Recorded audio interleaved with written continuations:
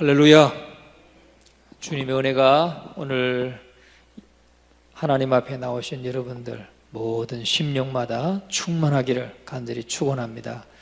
오늘 본문 읽은 말씀을 가지고 가이사의 것과 하나님의 것이란 제목으로 함께 좀 은혜를 나누고자 합니다. 우리가 세상을 성공적으로 살려고 한다면 몇 가지 조건을 갖추어야 됩니다. 성공적으로 살려고 하면 첫째는 힘을 가져야 되죠. 힘을 가져야 됩니다. 힘이 없으면 지배를 받든지 비참하게 되는 것입니다. 국제관계도 마찬가지입니다. 힘이 지배합니다. 힘이. 남북한 관계도 힘이 지배합니다. 그래서 미국이 동맹이라고 해서 미국만 의지하다가는 큰 코 다치는 것입니다. 6.25 때 한번 벌써 경험했잖아요. 6.25 때도 힘이 준비되어 있지 않으니까 당했어요. 그런 것처럼 힘이 없으면 지배를 당하게 되고 비참하게 되고 그렇습니다. 경제도 힘이고 지식도 힘이고 그렇습니다. 그러나 그리스도인에게 힘은 영력입니다. 그리스도인에게 힘은 영력. 그래서 그리스도의 힘은 영력인데 영력은 어디에서 나오느냐? 기도에서 나오는 것입니다. 기도에서. 기도할 때 우리가 힘을 얻고 성령의 능력을 덧입게 되고 그래서 이 힘을 소유한 자마다 다 승리하는 삶을 살아갈 수가 있습니다. 그래서 우리는 힘을 길러야 되는데 그리스도인들은 무엇보다도 우리의 영적인 힘, 영력, 바로 성령의 능력 그것을 길러야 될 줄로 믿습니다. 그것은 기도하는 데서 나온다. 기도하는 데서 담대함이 오고 기도하는 데서 용기가 나오고 기도하는 데서 두려움이 물러가고 기도하는 데서 우리가 다 그런 것들을 극복해 나갈 수가 있는 것입니다. 두 번째는 또 성공적으로 살려고 하면 우리에게 강력한 용기가 필요합니다. 힘이 있어도 용기가 없으면 승리의 삶은 어렵습니다. 우리는요, 우리나라가 경제적인 힘이 얼마나 강합니까? 인적인 지식의 힘이 얼마나 강합니까? 그런데 지금 절절 끌려다니고 있어요. 세계 12위권의 경제력을 가지고도 찍소리 못하고 지금 끌려다니고 있어요. 왜 그래요? 용기가 없어서 그래요. 용기가 없어서. 제가 볼 땐 그렇습니다. 용기 있는 사람, 그는 승리하는 사람이죠. 다윗 같은 사람을 보세요. 다윗 같은 사람은 신앙적인 힘의 용기가 있었기 때문에 그는 승리했습니다. 다윗이 이리가 와서 양들을 물어가거나 또는 사자가 왔을 때 두려워하지 않고 그것을 쫓아냈던 다윗인 것을 우리가 볼 수 있습니다. 왜 그렇습니까? 용기입니다. 용기. 그 용기가 어디로부터 나오는 겁니까? 하나님으로부터 오는 겁니다. 용기라는 것이. 제 경험도 보니까 제가 간증한다면 하나님 앞에 엎드려 그냥 기도하고 나갈 때는 두려운 게 없습니다. 사람도 두렵지 않아요. 군대의 계급이 얼마나 두렵습니까? 그 지휘관이 한번 말하면 그냥 벌벌 떨어요. 저는 그런 게 없더라고요. 정말 사람이 두렵지 않더라고요. 이건 저의 간증입니다. 그런데 용기 있는 사람은 바로 하나님으로부터 그 힘을 받기 때문에 그렇습니다. 성령의 능력을 덧입고 하나님이 용기를 주시고 공급해 주시니까 그는 뒤로 물러서지 아니하고 오히려 극복해 나가는 것이죠. 그 다음에 또 성공적인 삶을 살려면 삶의 철학이 있어야 됩니다. 아무렇게나 살지 않는다는 거죠. 성공적인 삶을 사람은 삶의 철학이 분명하게 있어가지고 정말 삶의 목표가 분명하고 계획이 있고 또 나가는 방향이 있습니다. 높은 차원의 가치를 추구하면서 내가 살겠다. 역사의 길이 남는 업적을 내가 남기겠다. 또 모든 사람에게 존경받는 내가 일을 했을 때 모든 사람이 존경할 수 있는 그런 떳떳한 삶을 내가 살겠다. 또 내가 이 땅에서 하나님의 자녀로서 내가 하나님께 영광 돌리는 삶을 살겠다. 이런 그 삶의 분명한 철학이 있습니다. 그런 사람이 하나님께 영광을 돌리게 되고 후회할 것이 없는 복된 삶을 살게 되는 것입니다. 뿐만 아니라 어떤 사람이 성공하는 데 있어서 네 번째 조건이 뭐냐? 위기관리 능력 있는 사람이 승리하면서 살아가는 것입니다. 생각하지 않았던 여러 가지 어려움과 유혹이 올 때에 그것을 매끄럽게 잘 대처해 나가는 그러한 사람, 위기관리 능력 있는 사람, 그 사람이 성공적인 삶을 살아갑니다. 이러한 모든 것, 이 네 가지는 다 성령으로부터 오는 것입니다. 위로부터 오는 것입니다. 내 안에서 나는 것이 아니라 위로부터 오는 것이에요. 성령은 바로 능력입니다. 성령은 용기입니다. 성령은 사랑입니다. 또 성령은 희망이고 성령은 지혜입니다. 그러니까 성령이 내게 부어지고 성령이 충만하면 우리에게 능력도 주시는 것이고 성령을 통해서 지혜도 주시는 것이고 성령을 통해서 우리에게 용기도 주시는 것이고 사랑도 부어주시는 거고. 그러니까 우리가 인간적으로는 어떻게 원수를 사랑할 수 있겠어요? 원수 사랑할 수 없지요. 그런데 성령이 충만하게 나를 지배하고 다스리면 원수마저도 우리가 사랑할 수 있게 되는 것 아니겠습니까? 다 이러한 성공적인 삶을 살려면 바로 우리에게 이렇게 여러 가지 힘을 가져야 되기도 하고 강력한 용기도 있어야 되고 삶의 철학도 있어야 되고 위기관리 능력도 있어야 되는데 이것들이 다 누구로부터 우리에게 공급받을 수 있느냐? 성령으로부터 공급받을 수 있다. 이 사실을 여러분 확신하시기를 주님의 이름으로 축원합니다. 그러니까 그리스도인은 늘 하나님 앞에 나와서 엎드리고 지혜를 구하고 용기를 구하고 하나님의 말씀을 통해서 방향을 제시해 주시기를 구하고 이 어려움을 잘 관리하고 극복해 나갈 수 있도록 지혜를 구하고 할 때에 우리가 넉넉히 이겨나가게 되는 것입니다. 그러면 우리가 그렇게 하나님 앞에 기도하면 도움의 손길을 하나님이 주시는 것이죠. 도움의 손길을 주시는 거예요. 그래서 우리가 기도하는 사람이 많아야 돼. 기도하는 사람. 저는 우리 금요기도에 제가 처음 왔을 때 정말 우리가 위기 속에 있을 때 그때 여러분 기도했던 그분들이 다 나올 수 있기를 간절히 기도하고 있습니다. 그분들이 다 나와야 돼요. 지금은 우리 반도 지금 못 나온 것 같아요. 교회가 많이 이제 자리도 잡아가고 여러 가지 문제를 하나하나 해결해 나가다 보니까 이제는 위기감을 다 잃어버렸는지 기도하는 분이 많지 않고 요즘에 바이러스가 위기잖아요. 위기면 또 더 기도해야죠. 물론 믿음에 따라서 좀 차이는 있지만은 우리가 위기를 만났을 때 우리가 더욱더 기도해야 될 줄로 믿습니다. 그래서 우리가 늘 기도할 때마다 이전에 정말 우리 기도의 자리에 하나님의 일꾼들이 하나님의 자녀들이 더 많이 참여할 수 있도록 함께 기도해 주시기를 간절히 바라고 또 함께 자꾸 권면해서 금요기도에 또 새벽기도에 더욱더 참여하도록 권면해 주시기를 바랍니다. 오늘 이 본문의 말씀에 보면은 우리 주님께 바리새인들이 예수님을 곤란하게 만들기 위해서 예수님을 올무를 놓기 위해서 자기 제자들을 보내고 있습니다. 우리 15절, 16절, 17절까지 먼저 한번 읽어봅니다.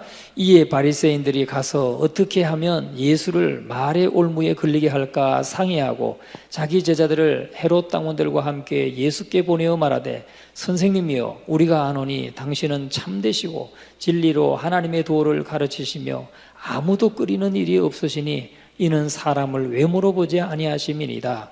그러면 당신의 생각에는 어떠한지 우리에게 이르소서 가이사에게 세금을 바치는 것이 옳으니까 옳지 아니하니까. 참 이 바리새인들도 말이죠, 제자들을 보내가지고 예수님을 올무를 놓아가지고 예수님을 책잡기 위해서 지금 아주 먼저는 예수님을 칭찬합니다. 당신은 참되시고 진리로 하나님의 도를 가르치시며 아무도 끓이는 사람이 없으시니 당신은 정말 사람을 외모로 보지 아니하시고 중심을 보시는 참 하나님이십니다. 칭찬을 하면서 띄워줍니다. 그리고는 딱 올무를 넣는 것이죠. 그러면 당신의 생각에는 어떠한지 우리에게 좀 말해주세요. 가이사에게 세금을 바치는 것이 옳습니까? 옳지 않습니까? 라고 질문하는 거예요. 지금 올무를 놓는 것이죠. 그런데 이건 벌써 두 번째입니다.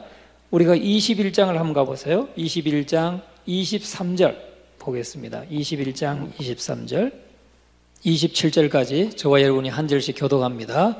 예수께서 성전에 들어가 가르치실새 대제사장들과 백성의 장로들이 나와 이르되 네가 무슨 권위로 이런 일을 하느냐? 또 누가 이 권위를 주었느냐? 요한의 침례가 어디로부터 왔느냐? 하늘로부터냐? 사람으로부터냐? 그들이 서로 의논하여 이르되 만일 하늘로부터라 하면 어찌하여 그를 믿지 아니하였느냐 할 것이요. 같이 합니다. 예수께 대답하여 이르되 우리가 알지 못하노라 하니 예수께서 이르시되 나도 무슨 권위로 이런 일을 하는지 너희에게 이르지 아니하리라. 아멘. 지금 이 바리새인들이 예수님을 책잡기 위해서 술책을 썼습니다. 지금 이 바리새인들이 네가 무슨 권위로 이런 일을 하느냐, 또 누가 이 권위를 주었느냐, 이렇게 예수님께 물을 때에 그들의 그 의도를 예수님이 다 아셨습니다. 그래서 예수님이 반대로 또 역으로 질문을 하시죠. 요한의 침례가 어디로부터 왔느냐? 하늘로부터 왔느냐? 아니면 사람으로부터 왔느냐? 물었을 때에 아니 만일 하늘로부터라 하면 어찌하여 그를 믿지 아니하였느냐 할 것이고, 또 사람으로부터라 하면 다 사람들이 그 침례 요한을 선지자로 여기기 때문에 백성이 무섭다 해서 이 사람들이 우리가 대답하지 못하겠노라. 그러니까 예수님께서 나도 너희에게 내가 이렇게 이런 권세로 능력을 행하고 병든 자를 치유하고 이런 능력 행하는 이 권세가 하늘로부터 왔는지 또 누구의 권위로 누구에게 받았는지 나도 말하지 않겠다 하고 예수님께서 지혜롭게 잘 극복했었어요. 그런데 오늘 22장 15절부터 또 22절까지의 말씀을 통해서 세금 내는 문제를 가지고 바리새인들이 그렇게 질문을 해온 것입니다. 그러니까 예수님은 또 지혜가 충만하십니다. 예수님은 지혜가 충만해서 그들에게 또 역으로 질문을 하지요. 18절부터 21절까지 같이 읽겠습니다. 예수께서 그들의 악함을 아시고 이르시되 외식하는 자들아 어찌하여 나를 시험하느냐? 세금 낼 돈을 내게 보이라 하시니 데나리온 하나를 가져왔거늘 예수께서 말씀하시되 이 형상과 이 글이 누구의 것이냐? 이르되 가이사의 것이니이다. 이에 이르시되 그런즉 가이사의 것은 가이사에게 하나님의 것은 하나님께 바치라 하시니 그들이 그 말씀을 듣고 놀랍게 여겨서 예수를 떠나갔다 그랬습니다. 참 예수님께서 참 지혜롭게 대답을 하시고 그들의 그 올무를 다 걷어치웠던 것을 우리가 볼 수 있습니다. 여러분, 우리는 이것을 보면서 주님께서 그들에게 정말 가이사의 것은 가이사에게 또 하나님의 것은 하나님께 바치라. 그들이 가져온 그 돈을 보고 세금 낼 돈을 내게 보이라 했을 때 데나리온 하나를 가져왔는데 그 데나리온에 그려져 있는 형상은 가이사의 얼굴이었습니다. 가이사의 얼굴. 그러니까 가이사의 것은 가이사에게 바치고 하나님의 것은 하나님께 바치라. 그렇게 말씀을 하셨어요. 그래서 그들이 책잡을 수 없었던 것이죠. 그래서 놀랍게 여기면서 그들이 예수님을 떠나갔다 그랬습니다. 여러분, 우리는 이 주님의 말씀을 들으면서 이 위기의 순간에 대처하시는 주님의 능력은 바로 가이사의 것은 가이사에게 하나님의 것은 하나님에게 라는 대답을 하신 것입니다. 여기에 깊은 진리가 있는 것입니다. 첫째는 분별을 하고 살아가라는 말씀입니다. 분별하고 살아가라. 우리가 이 땅에 살아가고 있지만 분별하고 살아라. 우리 하나님의 백성들은 분별하고 살아야 될 것을 교훈해 주고 있는 것입니다. 바리새인들의 그 제자들이 예수님께 질문했을 때 세금 낼 돈을 보이라, 내게 보이라 했을 때 데나리온 하나를 가져왔죠. 그런데 데나리온에는 바로 가이사의 형상이 그려져 있습니다. 그래서 가이사의 것과 하나님의 것을 분별하라는 거죠. 우리가 이 가이사의 얼굴이 박혀져 있는 그 돈을 보면서도 그 속에 하나님의 것을 분별해라 하는 말씀이에요. 다시 말하면 우리나라 돈 같으면 세종대왕, 신사임당, 율곡 선생님 이런 분들의 형상이 그려 있고 또 그 가치가 있고 이 땅의 돈이죠. 그러나 그 속에 하나님의 것은 하나님께 바쳐라 라고 말씀하고 있는 것입니다. 그러니까 하나님의 것과 가이사의 것을 구분하라는 말씀을 바로 분별하라고 하는 말씀인 것입니다. 분별하라. 그러면 우리가 무엇을 분별해야 될까요? 분별해야 되는데 우리가 이 세상에 살아갑니다. 이 세상에 살아가지만 사실은 이 세상 가운데 하나님의 것이 있죠. 똑같이 이 산을 보고 들을 보고 또 나라를 보고 세계를 보고 이 땅의 삶을 살지만 이 땅에서도 우리는 하나님의 것을 분별하면서 살아야 됩니다. 첫째는 하나님의 뜻을 분별할 줄 알아야 된다는 거죠. 분별해야 되는데 하나님의 뜻을 분별해야 된다 하는 것입니다. 내가 무엇을 많이 알고 있다는 것과 열심히 그 일을 하고 있다는 것은 다릅니다. 많이 알고 있어도 하지 않는 사람이 있고 모르면서 열심히 하는 사람도 있습니다. 우리는 먼저 하나님이 원하시고 하나님이 기뻐하시는 뜻을 분별할 수 있어야 됩니다. 할렐루야. 우리 성도는 우리가 왜 이렇게 모여서 바이러스도 아직도 안 끝났다는데 아직 탕정에도 나오고 배방에도 나왔다는데 왜 나와서 이렇게 기도합니까? 하나님이 원하시는 뜻, 하나님이 기뻐하시는 뜻, 그것을 우리가 깨닫기 위해서, 그것을 알기 위해서, 분별하기 위해서 나오는 것입니다. 또 하나는 시대를 분별할 줄 알아야 된다는 거죠. 우리가 분별하는데 뭘 분별하냐? 시대를 분별할 줄 알아야 됩니다. 지금이 어느 때인지를 알아야 되고 자다가 깰 때라는 것을 알아야 되고 천기는 분별할 줄 알면서 시대를 분별할 줄 모르느냐 하고 주님이 책망하셨어요. 우리는 어젠가 오늘인가 날씨가 막 하루 종일 흐리더라고요. 야, 비가 좀 오겠구나. 우리는 날씨만 봐도 사실은 흐리면 야, 오늘 비 좀 오겠구나 벌써 압니다. 여기 연세 드신 분들은 괜히 무릎이 쑤시고 허리가 쑤시고 그러면 아, 오늘 비 오겠구나 대부분 압니다. 천기는 우리가 분별할 줄 알아요. 그런데 시대를 분별할 줄 모른다면 그 주님의 책망을 받을 수밖에 없는 것이죠. 우리는 시대를 분별할 줄 알아야 된다. 지금은 자다가 깰 때라는 거, 주님이 오실 날이 가깝다는 거, 우리가 그 시대를 분별할 수 있어야 되는 것입니다. 물론 옛날에도 악했지만 지금도 악하잖아요.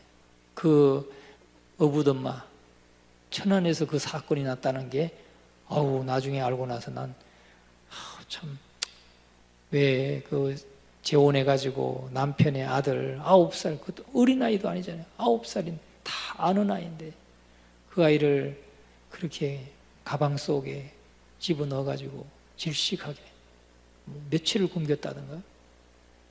그런데 요 가까이 있더라고, 가까이.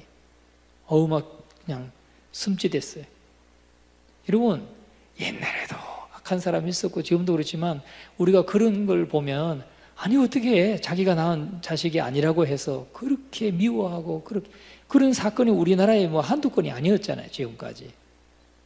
자, 그 보면 사람들이 이렇게 윤리, 도덕적인 의식들이 자꾸 땅에 떨어지고 분별력을 잃어버리고 사랑을 잃어버리고 이런 걸 보면 지금 진짜 말세긴 말세구나 하는 것을 우리가 깨닫지 않습니까? 자다가 깰 때라는 거죠. 우리가 그냥 편안하게 잠만 잘 때가 아닙니다. 자다가 깰 때라는 겁니다. 주님이 오실 날이 멀지 않다는 것을 시대를 분별할 줄 알아야 된다 하는 것입니다. 그 다음은 세 번째는 소유를 분별할 줄 알아야 됩니다. 소유를. 우리 분별해야 되는데 뭘 분별하느냐? 소유를 분별할 줄 알아야 돼요. 그런데 어린아이는 잘 분별하지 못해요.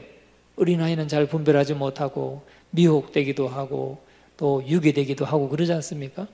성숙해야, 장성해야 잘 분별할 수가 있는데 어떤 사람이 성숙한 사람입니까?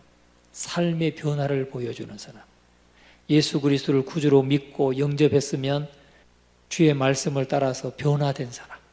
그게 나타나야 됩니다. 그래야 이 사람이 정말 예수 믿고 변화받은 사람이구나, 은혜 받은 사람이구나. 예수 믿고 변화는 받았는데 은혜는 못 받았다. 그런 사람이 있습니까? 은혜도 받아야 돼요.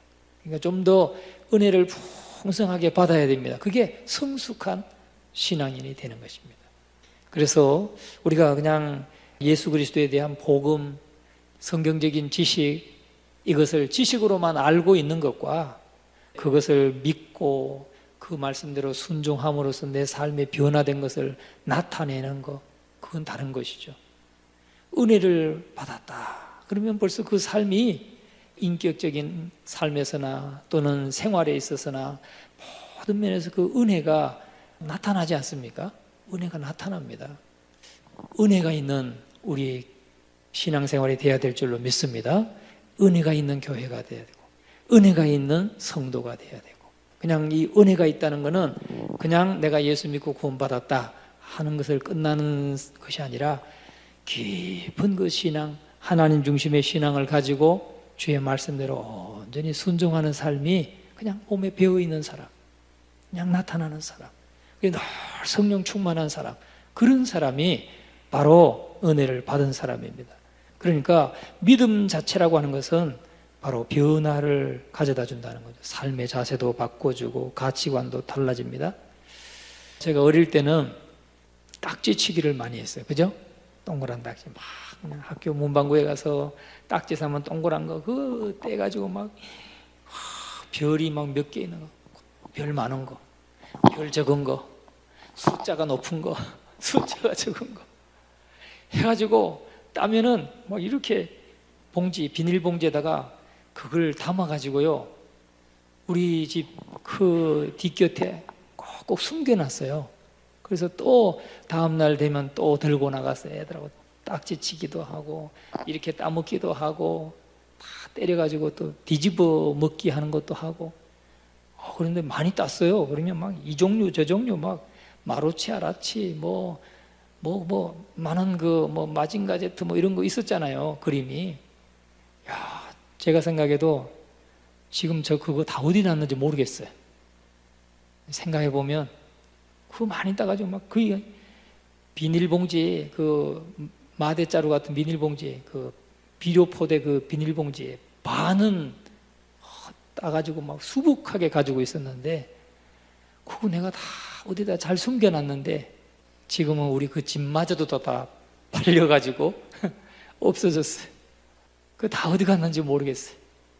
그런데 그렇게 아깝지도 않아요. 왜? 그게 내게 별것 아니기 때문에. 어릴 때 그때는 막 그게 막 귀중한 줄 알고 그걸 날마다 애지중지 해가지고 막 숨겨놓고 또 가져 그렇게 했는데, 예수 믿고 구원받고 하나님의 자녀가 되고 장성하고 그러니까 그 하나도 아깝지도 않고 그거 잃어버린 것 때문에 잠 못 자고 그러지도 않고 아무렇지도 않아요. 왜? 별것도 아니니까. 여러분, 예수 믿고 우리가 하나님의 자녀가 되면 이 세상의 것이 다 그런 줄로 믿습니다. 이 세상의 것이, 내 모든 소유가 다 그렇습니다.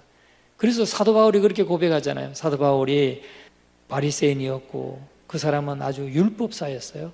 대법관, 오늘날로 말하면 대법관과 같은. 그 당시에는 사내들인 공회가 그 율법이 지배하고 율법을 기준으로 해서 다스리고 온 나라가 그렇게 다스렸기 때문에 그 율법사면은 오늘날 그 가말리엘 문화생, 그 당시에 가말리엘 문화생이었으니까 오늘날로 말하면 옥스퍼드나 하버드나 이런 권위 있는 학교의 학생이었단 말이에요. 그러면 그런 사람 나오면, 지금 서울대 법대 나왔다 그러면 어떻습니까? 대부분 서울대 법대 나와서 그냥 사법고시 보고 대법관 가잖아요. 검사도 되고 판사도 되고 법관, 대법관까지 다 그 입학만 하면 그냥 그 출세 가도가 열리는 거 아닙니까? 바울이 바로 그런 사람이에요. 사울이. 그런데 이 사람이 예수를 만난 이후에는 모든 것을 배설물과 같이 이겼다. 배설물과 같이. 그래서 주님이 여기에 너 인생을 바쳐라 하니까 이방인을 전도하는데 그 생애를 바치지 않습니까? 모든 것이 주님의 것이니까 주님이 하라고 하는 대로 자기의 모든 것을 들여서 그렇게 순종했던 것을 볼 수 있습니다.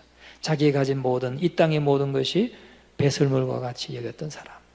여러분, 우리가 예수 그리스도를 진정으로 구주로 모신 사람은, 그렇게 성숙한 사람은 다 주님을 위해서 삶의 변화를 보여주는 사람인 줄로 믿습니다. 우리는 삶의 변화를 가진 사람. 그리고 두 번째는, 성숙한 그리스도인은 마음이 열려있는 사람입니다.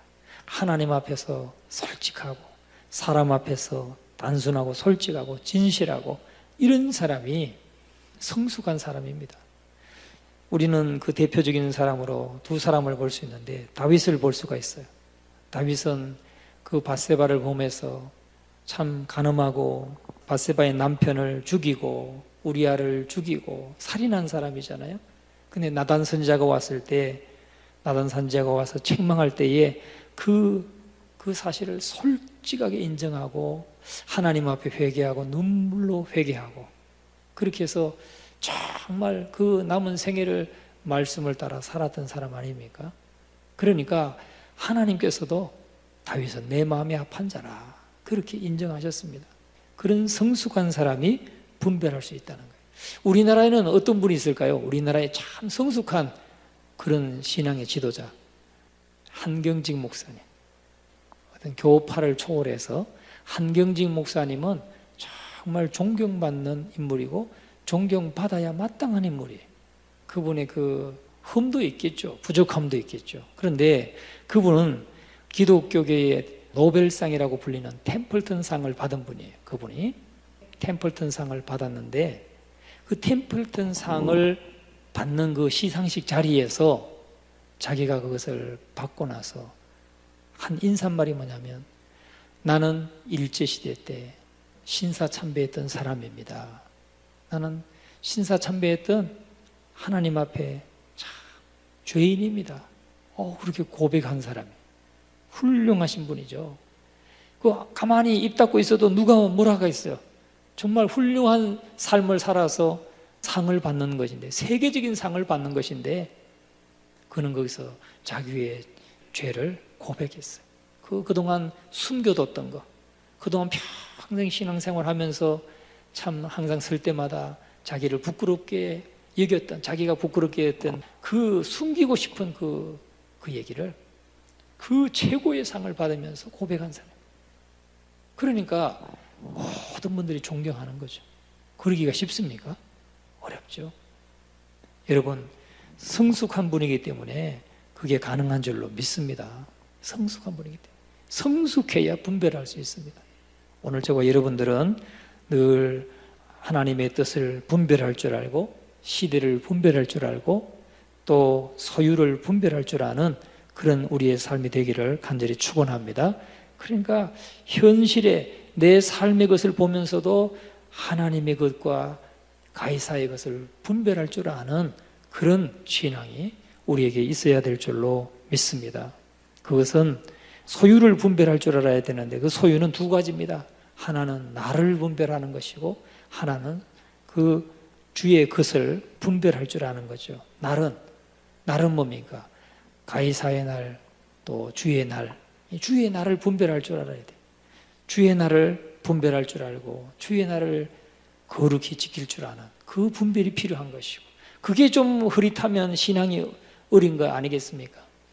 또 주의 것을 분별할 줄 알아야 됩니다. 하나님이 내게 열을 주셨지만은 그 열의 하나는 하나님 앞에 하나님의 것이라는 그 신앙의 고백으로 12일 조를 드리죠. 12일 조는 주의 것을 분별하는 것입니다. 그런데 이 주의 날과 주의 것을 분별하지 못하면 아직 신앙이 어린 것이죠. 우리는 분별할 줄 아는 신앙, 우리 모두가 되기를 주의 이름으로 축원합니다. 그럼 오늘 두 번째로 이 가이사의 것은 가이사에게, 하나님의 것은 하나님께 바치라 한 이 말씀은 두 번째 의미는 뭘까요? 두 번째 의미는 의무를 다하라는 말씀입니다. 의무를 다하라. 지금 가이사에 대한 의무를 다하고 또 하나님께 대한 의무를 다하라 이겁니다. 가이사에 대한 의무는 나라에 대한 의무를 가리킵니다. 나라에 대해서 세금도 내야 되고 국방의 의무도 감당해야 되고 이렇게 나라에 대한 의무를 감당해야 되는데, 첫째는 법도 지켜야죠. 나라의 법을 지켜야 됩니다. 나라의 법을 어기면 안 되는 거겠죠. 그래서 의무를 다하라는 말인데, 첫째는 분별하고 주의 것과 또 세상의 것을 분별하고, 두 번째는 의무를 다하는데 바로 나라를 위한 의무를 실천해야 된다. 나라를 위한 의무는 바로 법을 준수하고 지키고, 두 번째는 나라를 소중하게 여겨야 됩니다. 우리가 나라를 소중하게 여길 때 다른 나라가 함부로 못하지 않겠어요? 무시하지 않잖아요. 그런데 자기마저도 자기 나라를 소중하게 여기지 않으면 그 천덕꾸러기 되는 것이죠. 또 세 번째는 이 땅에 대한 의무, 세 번째는 애국해야 되죠. 나라를 애국해야 됩니다. 우리는 뭘로 애국할 수 있습니까? 기도로 애국하는 거예요. 기도로. 우리가 날마다 매일 새벽마다 기도하고 금요일마다 우리가 나라를 위해서 기도하는데 그리스도인이 정말 나라를 사랑하는 방법이 있다면 이런 뭐 법을 지키고 또 나라를 소중하게 여기고 이런 건 뭐 다 같이 할 수 있지만 기도하는 거, 이것은 누구보다도 그리스도인이 할 수 있는 일이라는 거, 이것을 잊지 마시고 우리가 이 책임을 다할 수 있기를 주의 이름으로 축원합니다. 시간마다 나라를 위해서 기도하는 거.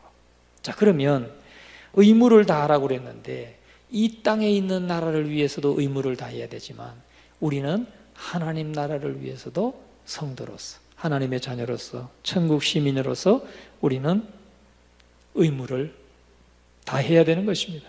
할렐루야. 하나님 나라에 대해서도 의무를 다할 수 있기를 주의 이름으로 축원합니다.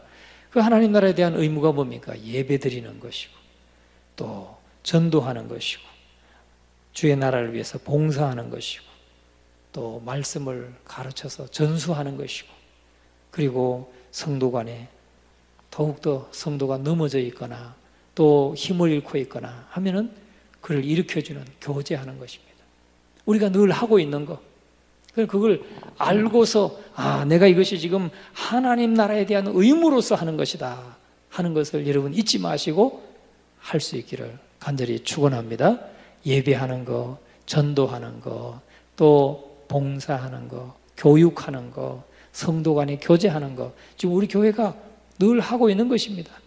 이것은 성도의 의무다. 하나님의 백성으로서 하나님 나라에 대한 의무다. 이것을 감당하라는 것이죠. 그래서 오늘 이 본문의 말씀은 가이사의 것은 가이사에게 또 하나님의 것은 하나님께 바치라 하신 이 말씀 속에 이렇게 크게는 분별하라. 하나님의 뜻을 분별하고 시대를 분별하고 소유를 분별하고 그리고 의무를 다하라. 이 땅에 대한 의무도 다하지만 하나님 나라에 대한 의무를 다하라. 성도로서 할 수 있는 것은 우리가 법도 지켜야 되고 또 나라를 소중하게 여기기도 하지만 기도로서, 특별히 성도는 기도로서 나라를 사랑하는 것이다. 애국하는 것이다. 이것을 잊지 마시고 우리 모두가 이 하나님 나라에 대한 의무를 잘 감당해서 우리 교회가 더욱더 튼튼한 하나님의 나라를 이루어갈 수 있기를 간절히 축원합니다.